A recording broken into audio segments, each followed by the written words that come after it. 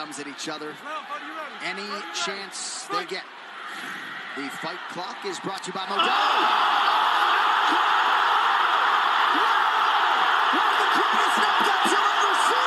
It's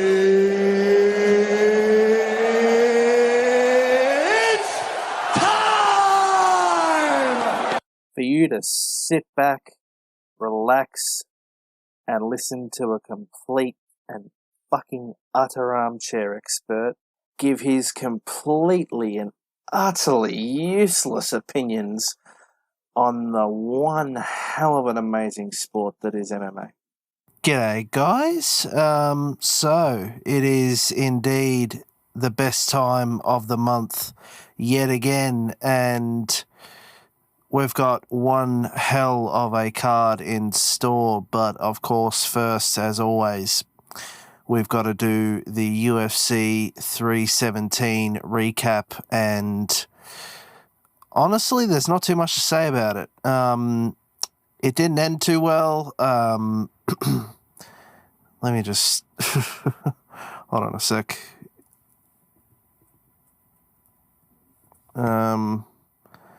It didn't end too well. Kai Kara France did not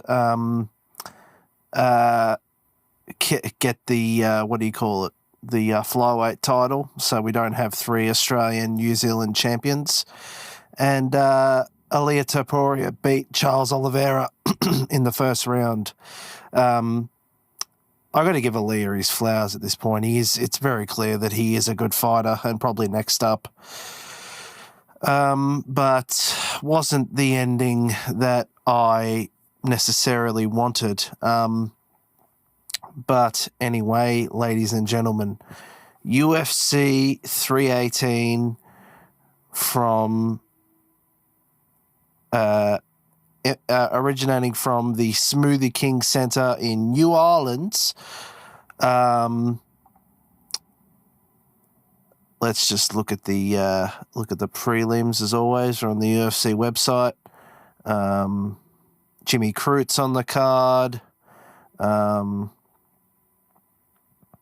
Marvin Vettori's on the card. Kevin Holland's fighting in the main card. Paulo Costa is fighting Roman Kopylov in the co-main event at middleweight. They're saying the Russian is the favorite in that fight. But, of course, the main event of the evening, Dustin the Diamond Poirier versus Max Holloway, the trilogy, which will be Dustin's retirement fight. Yeah, look, obviously it's the end of a legend. We've seen a lot of his fights, obviously the two Conor fights in 2021, and we know how that second one ended, well, the third one really. And, you know, him and Charles, him and Justin, him and Islam, we've seen all those fights, and now this is probably the end. Because if anyone says they're going to retire and means it, I think it's definitely Dustin.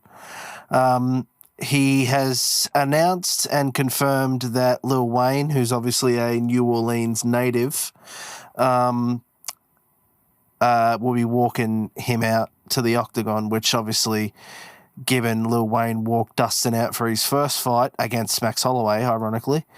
I'm pretty sure it was against Max Holloway. I could be wrong. But given he did that for the first fight, it is, of course, fitting that Lil Wayne does that, which is of course why I said New Orleans, because that's how Lil Wayne says that.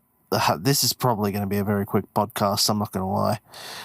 I'm kind of rattling through it, not even having a break, because I'm not in the most comfortable position right now, I'll be honest with you. Obviously, I do all this myself. I don't have a studio or anything like that. Just me, my computer, and a USB mic in my room doing it.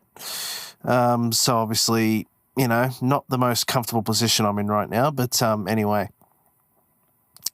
So that is pretty much UFC 318, or what I'm excited for about it. Anyway, obviously the thing I'm excited for or sad for the most is the end of the Diamond. But I do just want to end the podcast off real quick by talking about Jon Jones apparently unretiring. So literally days after he fought Tom Aspinall, it was confirmed by Dana White himself that Jon Jones has re-entered the testing pool, because there is going to be at some point next year a card at the White House, which is going to be probably like the Sphere, really. It's probably going to be a pretty special event, and Jon Jones apparently wants to fight on it.